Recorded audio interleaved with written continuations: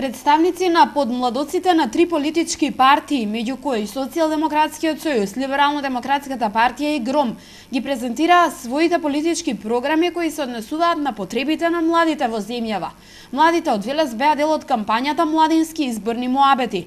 Организаторите на дебатата во Велес велат дека младите се оние кои треба да бидат ставени во фокусот на предизборието.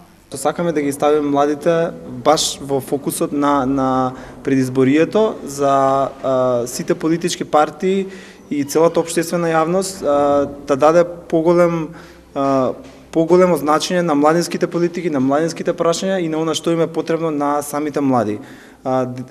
Политичките партии треба што подетално да ги образложат своите програми, особено делот кој се однесува на младите луѓе во земјава, вели Јованов.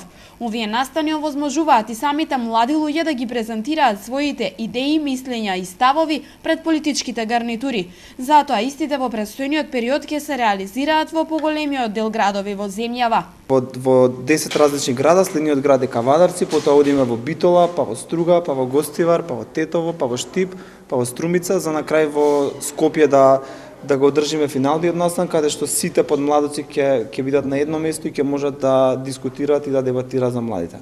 Настанот е во организација на Националниот младински совет на Македонија со поддршка на Националниот демократски институт за меѓународна соработка.